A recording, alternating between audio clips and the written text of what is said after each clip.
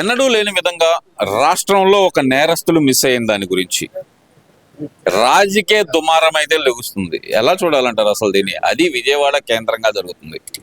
విజయవాడ కేంద్రంగా జరిగినటువంటి సాయి కృష్ణ వివాదం ఏదైతే ఉందో అతను డెత్ అవటం కావచ్చు, ఈ సమస్య అంతా దీన్ని కులానికి చుట్టడం, దాన్ని పార్టీకి ఆపాదించటం, ఒక కాపు కులస్తుడిని అంటే కాపు కులస్తుడైతే 22 కేసులుంటే వాడు మంచోడా?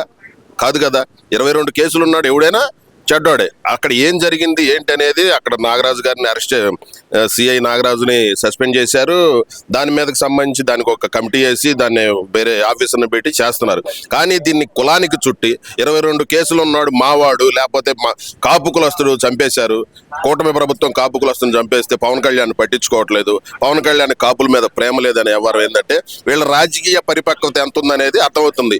164 సీట్లు 11 సీట్లు వచ్చినా కూడా వీళ్ళు ఈ విధమైన రాజకీయం పోయినసారి ఇదే చేశారు. కాపులను రెచ్చగొట్టడం, పవన్ కళ్యాణ్ కలవకుండా చేయటం కోసం ఇట్లానే చేశారు. ఇప్పుడు కూడా ఏదైతే వైసీపీ పార్టీకి ఏంటంటే ఒక అలవాటు, ఎక్కడన్నా శవం కనపడిందంటే ఇక ఆ శవం దగ్గరకు పోయి రాజకీయం చేయటం. వాడు అసలు ఈ మాట మాట్లాడితే జనం ఏమనుకుంటున్నారు అంటే మనం ఈ పని చేయటం వల్ల చుట్టుపక్కల సిఐ నాగరాజుకి నేను సపోర్ట్ గా విజయవాడలో చాలా మంది వచ్చారు. అంటే అక్కడ అతను అంతకుముందు తీసుకున్న డెసిషన్స్ కావచ్చు, లేకపోతే అతని వల్ల విజయవాడ కావచ్చు, విజయవాడ కృష్ణలంక పరిసర ప్రాంతాలు ఏదైతే ఉన్నాయో ఆ పరిసర ప్రాంతాలు అంతకుముందు గంజాయి బ్యాచ్ తో బ్లేడ్ బ్యాచ్ తో జనం అల్లాడిపోయేవాళ్ళు, బయటికి రావాలంటే భయపడిపోయేవాళ్ళు. అట్లాంటి పరిస్థితి నుంచి ఆయన కృష్ణలంకను కానీ విజయవాడని కానీ తీసుకొచ్చాడు ఈ లైన్లోకి. అట్లా జరిగిన దానికి ఏం జరిగిందనే జరుగుతుంది. దాన్ని పార్టీకి ఆపాదించడం అనేది ఈ వైసీపీ పార్టీకి ఉన్నటువంటి ఇంత దరిద్రమైన లక్షణం ఏంటంటే శవం కనపడితే చాలా అడిగి పరిగెత్తి రాజకీయం చేయాలా, కులానికి చుట్టాలా. అది కులం అయితే కులానికి చుట్టాలా, శవం అయితే ఏదో రాజకీయం చేయాలా. అంటే వీళ్ళు దాన్ని అంటే ఇక్కడ గతంలో చూసాం మనం, ఏదైతే ఇప్పుడు దీని గురించి మాట్లాడుతున్నారో మా కాపు యువకుడు అంటూ మాట్లాడుతున్నారో మన అంబటి రాంబాబు గారు, గతంలో అదే కులాన్ని ఉద్దేశించి మా వాళ్ళు తాగుబోతులు, తిరుగుబోతులు, వాళ్ళకి ఏం తెలియదు, మూర్ఖులు అంటూ ఆయన చేసిన వ్యాఖ్యలు ఇప్పుడు మాత్రం అకస్మాత్తుగా ఆయన కులం మీద ఆయనకు ప్రేమ ఎందుకు పుట్టుకొచ్చింది అనుకోవచ్చు అంటారు? అసలు వాళ్ళకి కులం మీద ప్రేమ లేదండి, జనం మీద ప్రేమ లేదు. వైసీపీ పార్టీకి జనం అంటే ఇది లేదు. వాళ్ళకి కావాల్సింది ఏంటంటే మళ్ళీ అధికారంలోకి వస్తే డబ్బు సంపాదించుకోవాలా. రాష్ట్రం ఏమైనా అయిపోయి మనం చూసాం గతంలో అంతా రివర్సే. ఏ ఒక్క మంచి పని జరగలేదు కదా. వాళ్ళకి ఏంటంటే కులం మీద ప్రేమ ఉండదు, ఓటర్ల మీద ప్రేమ ఉండదు, ప్రజల మీద ప్రేమ ఉండదు. ఇవన్నీ ఏంటంటే నాటకాలు. అంబటి రాంబాబు గారికి మినిస్టర్ ఇస్తే ఆయన ఏం చేశాడో చూసాం, ఇరిగేషన్ మినిస్టర్ గా. ఇవాళ ఇరిగేషన్ మినిస్టర్ గా నిమ్మల రామానాయుడు గారు ఎలా పనిచేస్తున్నారో చూస్తున్నాం. ఇవన్నీ ఏంటంటే చెప్తున్నా కదా, వీళ్ళ రాజకీయం ఏంటంటే ఇంకా 164 సీట్లు కోల్పోయినా కూడా 11 సీట్లు వచ్చినా కూడా వాళ్ళకి బుద్ధి రాలేదు. సరే, పవన్ కళ్యాణ్ గారు డైరెక్ట్ గా చెప్పారు, నేరస్తుడు కులానికి సంబంధం ఏంటి, ఒకవేళ నేరం చేసినాడు నా కులస్తుడు అయితే నేను సపోర్ట్ చేయాలా అతనికి అంటూ ఆయన మాట్లాడిన తర్వాత కూడా కాపు ద్రోహి పవన్ కళ్యాణ్ అంటూ మరి వైసీపీ నాయకులు రెచ్చగొట్టే ప్రయత్నం ఎందుకు చేస్తున్నారు అనుకోవచ్చు? జగన్మోహన్ రెడ్డి మీద ఇన్ని కేసులు ఉన్నాయి, మేమందరం సపోర్ట్ చేయట్లేదా? ఆయన సీఎం చేసుకోలేదా? జనాన్ని ఒక్కసారి అని చెప్పి నమ్మించి ఓట్లు వేయించుకున్నాం. ఇప్పుడు కూడా అంతే. వాడు ఏంటంటే జగన్మోహన్ రెడ్డి మీద 40 కేసులు ఉండొచ్చు, వీడి మీద 22 కేసులు ఉన్నాయి. అయితే మాత్రం ఇతన్ని ఇట్లా చేస్తారా? అది కులానికి చుట్టడం.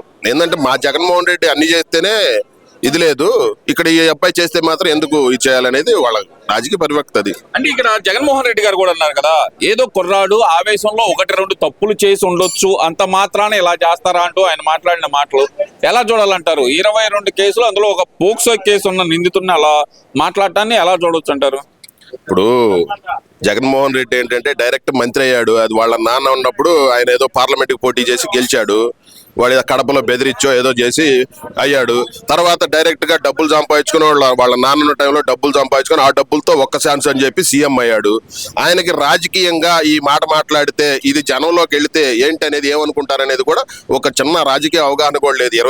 22 కేసులున్న వ్యక్తి, చిన్న కుర్రాడు, 26 సంవత్సరాల కుర్రాడు తప్పు చేస్తే ఏంటి, చిన్న తప్పులు చేయరా అంటే తప్పును సమర్థిస్తారా? మీరు ఒక రాష్ట్రానికి ముఖ్యమంత్రిగా చేశారు. తప్పు చిన్నది చేసినా పెద్దది చేసినా తప్పే ఎవరిదైనా కానీ. ఇప్పుడు ఉంది నాగరాజు గారి దగ్గర ఏదో తప్పు జరిగింది, ప్రభుత్వం ఏం చేసింది? వెంటనే సస్పెండ్ చేసి అరెస్ట్ చేయడం జరిగింది. ఇప్పుడు అట్లా చూడాలి కానీ తప్పు చేస్తే వాడు చిన్నపిల్లాడు అనే విధంగా మాట్లాడుతున్నాడంటే ఇంకేందంటే ఆ 11 కూడా రావు, ఈసారి ఆయన కూడా గెలవకపోవచ్చు నాకు తెలిసి. అంటే ఆయన అంటుంది ఏంటంటే గనక ఇప్పుడు వైసీపీ నాయకులు ఈ ఒక్కదాన్నే టార్గెట్ గా చేసుకోవడానికి గల కారణం ఏంటి? ఎందుకంటే గనక విజయవాడ సిపి రాజశేఖర్ గారిని కూడా ఈ మధ్య కాలంలో టార్గెట్ చేయడం మొదలు పెట్టారు ఇదే కేసులో, ఆయనకు తెలిసి జరిగింది అని. విజయవాడ సిపి రాజశేఖర్ గారేమో ఏదైతే సిట్ లిక్కర్ కేసు అయితే ఏదైతే ఉందో దాన్ని హ్యాండిల్ చేస్తున్నారు. అసలు ఈ మొత్తానికి ఈ లిక్కర్ కేసుకి లింక్ ఏమన్నా ఉందనుకోవచ్చు అంటారా? వాళ్ళు ఏంటంటే ఇప్పుడు లిక్కర్ కేసు ఒకటి మన సిట్టు విచారణ జరుగుతా ఉంది. ఇదే భారతి గారి మెడకు కానీ లేకపోతే వాళ్ళ పార్టీలో ఉన్న పెద్దలందరి మెడకు చుట్టుకునే పరిస్థితి కనపడుతుంది. దాన్ని ఏదో విధంగా ఆగం చేయాలా, టీడీపీ పార్టీని కానీ ప్రభుత్వాన్ని కానీ ఏ విధంగా బదనాం చేస్తూ ఉంటే కొంత ఏదో మనకి లబ్ధి చేకూరుద్ది అనే ఉద్దేశంతో ఇవన్నీ చేస్తున్నారు అని నేను అనుకుంటున్నాను. సరే, ఇదంతా ఒకే కనుక జగన్మోహన్ రెడ్డి గారు వాళ్ళ పార్టీ కార్యకర్తలతో మాట్లాడుతూ 2029లో నన్ను గెలిపిస్తే గనక నా ఫోటో మీ ఇంట్లో పెట్టే విధంగా, అంటే ఆయన అంటుంది ఏంటంటే నేను చనిపోయిన తర్వాత నా ఫోటో మీ ఇంట్లో పెట్టుకునే విధంగా నా పరిపాలన ఉంటుంది అంటూ ఆయన చెప్పిన వ్యాఖ్యలు ఎలా చూడాలంటారు ఈ వ్యాఖ్యలను? మరి ఇప్పుడు ఇంట్లో ఉన్న ఫోటోలు బయట పడేశారు చాలా మంది. వాస్తవంగా ఇప్పుడు 111 సీట్లు ఇచ్చి ఇంట్లో ఉన్న ఫోటోలు బయట పడేశారు. ఎందుకంటే ఏదో మీ నాన్న ఏదో కొద్దిగా చేశాడని చెప్పి అప్పుడు ఏదో ఒకసారి నమ్మి కొంతమంది ఫోటోలు ఇంట్లో పెట్టుకున్నారు. ఇప్పుడు ఆ ఇంట్లో ఉన్న ఫోటోలు బయట పెట్టేసిన తర్వాత మళ్ళీ నా ఫోటో పెట్టుకునే విధంగా చేస్తానంటే, అంటే చనిపోయిన తర్వాత కూడా నా ఫోటో మీరు పెట్టుకునేట్టుగా పరిపాలన చేస్తానంటే నువ్వేం పరిపాలన చేశావు అనేది జనం చూశారు, 5 సంవత్సరాలు గమనించారు. రాజధాని ప్రాంతంలో రైతులను ఏం చేశావు, లేకపోతే విశాఖలో భూములు ఎట్ట దోచుకున్నావు, లేకపోతే కర్నూలులో ఏ విధంగా ప్రాజెక్టులు కానీ ఏమి పట్టించుకోకుండా, ఇండస్ట్రీ హబ్ను కానీ ఏది పట్టించుకోకుండా ఏ విధంగా చేశావు అనేది అన్ని ప్రాంతాల ప్రజలు గమనించారు. అన్ని ప్రాంతాల ప్రజలు గమనించిన తర్వాత నీకు తీర్పిచ్చారు. తీర్పిచ్చిన తర్వాత మళ్ళీ ఇంకొకసారి ఎలా అడుగుతావు? ఒక్కసారి ఏం చేసావు? మొత్తం వెనక్కి వెళ్ళింది ఆంధ్రప్రదేశ్. 5 సంవత్సరాలుగా 10 సంవత్సరాలు వెనక్కి వెళ్ళింది. 5 సంవత్సరాలు పరిపాలిస్తే 10 సంవత్సరాలు వెనక్కి వెళ్ళింది.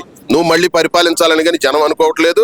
నువ్వు ఏదైనా ఇదేదో నువ్వు కొంతమంది ఈ కుల రాజకీయాలను ఏ కులం వాడు ఏదో జరిగితే ఆ కులం వాళ్ళని వేసుకొని వచ్చి రాజకీయం చేయటం, బీసీని అయితే జోగి రమేష్ అయితేనేమో నేను బీసీనని నా బీసీ మీద నన్ను అరెస్ట్ చేస్తారా అంటాం. తప్పు చేస్తే ఎవరినైనా అరెస్ట్ చేస్తారు. అదే నువ్వు కూడా చేయాలి. నువ్వు చేయకపోబట్టే ఈరోజు అదే మీ ప్రభుత్వ హయాంలో చంద్రయ్య కావచ్చు, లేకపోతే చిన్నపిల్లాడిని వాళ్ళ అక్కనేదో అన్నారని చెప్పి స్కూల్కి వెళ్తుంటే అమర్నాథ్ గౌడ్ అనే పిల్లాడిని కృష్ణాలు పోసి తగలబెట్టారు. తగలబెట్టినప్పుడు నువ్వు ఎక్కడికి వెళ్ళావు? ఒక సీఎంగా నువ్వు పరామర్శించడానికి ఎందుకు వెళ్ళలేదు? ఇప్పుడు ఆ రోజు అక్కడే జోగి రమేష్ గారు కానీ వీళ్ళందరూ ఏంటంటే ఇది ఒక చిన్న ఇన్సిడెంట్ గా చూడాలి కానీ కులాలకు సంబంధం లేదంటే ఆ రోజు మాట్లాడిన మాటలు. మరి ఈ రోజు మాత్రం కుల ప్రస్తావన ఎందుకు తెస్తున్నారు అనుకోవచ్చు అంటే, ఆ రోజు చిన్నపిల్లాడండి అమర్నాథ్ గౌడ్, వాడికి ఏం తెలీదు. వాడిని అన్యాయంగా చంపేశారు. ఈ రోజు 22 కేసులు ఉన్నవాడిని జరిగిన దాన్ని తెలుస్తా ఉంది. 22 కేసులు ఉన్నాడు కూడా మీరు సమర్థిస్తున్నారంటే ఆ రోజు చిన్నపిల్లాడేమో చిన్నదిగా చూడాలి. ఈ రోజు హత్య రాజకీయాలు చేసిన వాడినేమో వాడు చిన్నపిల్లాడు. ఏంటంటే ఇవన్నీ ఎట్లా ఉన్నాయంటే వైసీపీ ప్రభుత్వం వాళ్ళ పబ్బం గడుపుకోవటానికి ఏదో రాజకీయ ఉనికిని కాపాడుకోవటం కోసం ఇవన్నీ చేస్తున్నారు. మరి ఓవరాల్ గా చూస్తే కనుక 2027 చివరి నుంచి పాదయాత్ర మొదలు పెడతాను, 2029లో అధికారంలోకి వస్తాను, 2.0 పరిపాలన చూపిస్తాను, రప్పానే ఇస్తారు అంటున్నాడు కదా. మరి ఇప్పుడు ఒక్కసారి మీరు రప్ప అనక ముందే జనం భయపడిపోయి వామ్మో నువ్వు వస్తే భూములు కాజేస్తావనో లేకపోతే ఆస్తులు కాజేస్తావనో జనం ఫిక్స్ అయ్యారు. నువ్వు మళ్ళీ అసలు నిజంగానే రప్ప అంటున్నావు అంటే నీకు రప్ప అంటే ఆ 11 కూడా రావు.